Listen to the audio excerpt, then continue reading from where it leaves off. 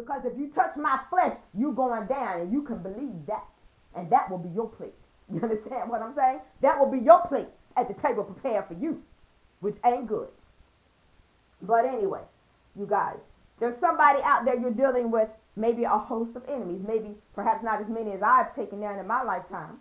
And, I don't care about no eyes rolling and no teeth smacking. I don't care, because I know they most likely listen to my channel because they don't have lives and they're not as intelligent and educated as I am. So they have to listen to somebody because they lack intelligence. But, yeah, as many as I and Father have taken down together, and they are still down, and that's where they will stay, is underneath my feet, because I don't play that even about them getting up. I'm like David. I'll stand on top of your body, take your weapon from you, and cut your head off. You understand what I'm saying? See, that's who I am. And see, like I said, you guys, even in my battles, nobody's come up in my face trying to have a physical confrontation with me. And some of you may say, you mean out of all that warring and all that lying and all that, those insults and all that disrespect and stuff like that? No. Because that mess returned back to sender. It returned back to sender. Send it back to the gorillas that sent it. Oh my gosh, am I talking? Am I talking? Send it back to the Medusas that sent it. Send it back to the trash that sent it. Even if the trash ain't here no more. Oh my God, they ain't here no more. They ain't here no more. Just like Goliath ain't here no more. Okay? Because see, sometimes people's mouths will put them in the graveyard. Can I talk about it? Who you put your mouth on? But that's why they ain't here no more. All right? Okay? It don't matter the age. It don't matter the sex. It don't matter the gender, the color, the race, the creed, whatever. If you put your mouth on the wrong one, with your lying self, and this is only to those that it resonate with, and I'm not talking to you guys, I'm talking to your enemies and my enemies. Put your mouth on the wrong one, see how long you be here. See how much grace and mercy is going to carry you on through. They touched the wrong one, and as I've elaborated in my other conferences, I attended high school with trash that the only thing they would do is just try to tease, pick, mock, and make fun of people all day. That's all that trash did. And you would think, what kind of household you come out of? Your parents, your mother, your father, if you had them, didn't teach you nothing. They didn't teach them anything. And this was butt ugly trash. And they walked around like they thought they were something. I don't know if it's because they were just all raised in the same old country bunking area, and they didn't know that in the real world there are actually beautiful people out there, and that this trash that came up around here does not compare. I'm talking about the original trash that in the area that I came up in that have obviously dispersed, or either they're in the graveyard or somewhere. Who cares? But I'm just saying that it's like they were a breed that they exalted themselves. You know what I'm saying? They were ugly, they were trashy, they dressed bad, they looked greasy, they were uneducated. The only thing they did was travel in cliques and packs and try to fight and bully people and stuff. And the only way that you could survive that environment was to stay off to yourself. And there were kids that stayed off to themselves. This keeps ringing in my mind. I don't know if I mentioned it in a previous conference a while back, but I remember when I was in elementary school, and like I said, I came up in a very trashy area, but it's getting cleaned up now. But I remember being in elementary school, and I remember there was this little girl, and I guess I was in it was probably either kindergarten or first grade, because I remember I was very small. And I remember there was this little girl, and she was a little Caucasian girl, and she had very long hair. Her hair was down almost to her buttocks. She had very long hair, very straight long hair. And I do remember her name, but of course I'm not going to mention it in my video. And I remember I never saw her with anybody. She was always by herself. But I remember, I think, if I remember correctly, the day came when I didn't see her anymore. And I think I remember another student telling me, oh, her parents took her out of the school and put her in a private school. And from what I understood, they had to do that because of how the other kids were either picking at her or making fun of her or something like that. And I just remember that. I can still kind of see her in my mind when I'm in the gymnasium. And I just remember she had, I remember what her name is, if I remember correctly, and she had very long hair. And that stuck with me all these years.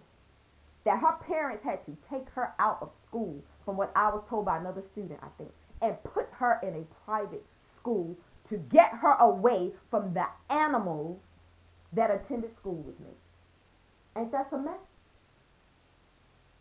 Ain't that a mess? And then anytime if a female came to the school, and maybe if a dude considered her attractive, they hated her. Or if it was a female already in the school and she was attractive, they hated her. Those monkey looking baboons didn't like nobody that, of course, I don't want to say look better than them, because then none of them look like nothing, but made them look bad. Because, see, they wanted it to be about them, and they knew it wasn't about them. And what the ugly ones would do was sit around and stare at the ones that were attractive all day. It was nothing to look at them and catch them just staring at you. And they wouldn't look away. You know, most people, they'll look away. Not those things. Not those things. It kept on looking. And then they would try to sling an insult on the kids. How you going to insult somebody when you sitting there looking ugly, busted, and tore up from the floor up, and messed up from the get up? So later on in life, when you have that type of garbage to come up against you, because see, a lot of times people think silence means you're afraid of them. No, silence don't mean you're afraid. That is not what, no, silence don't mean that. Silence means I'm not going to deal with you. As long as you don't touch me, I'm not going to deal with you. I don't have time for you. You're nothing to me. So when your enemies come up against you all, don't let them punk you. If they want to go to war, go to war. Go to war. War teaches you skills. And it also teaches you that your enemies are punks. Because if you got to get together with other people to come up against one person, you a punk. I don't care who you are. What you ain't woman enough to step to them yourself? What you're not man enough to step to them yourself? What you a punk? What you a wimp? What you a coward? That's exactly what they are. And then when you call them out, they'll try to get extra aggressive in their mannerisms to try to prove to you, well, I'm not afraid of you. Well, if you ain't afraid, then why don't you stop talking to other people, and whatever you got to say to me, you say it to me. Because whatever I got to say to you, I'm going to say to you. I'm going to get the message to you one way or the other, even if I'm not standing up in your face. You got something to say, dog, puke it out. Puke it out, Trick, because it'll be the last time you open your mouth to this right here. You believe that? And please don't try to size me up. Don't try to size me up, because I guarantee you at the end of the battle, I'm going to be the last woman standing. You can believe that. Now, I'm not in any way trying to make nobody have my mentality and my personality, but I'm saying it's time to man up. It's time to woman up against your enemies.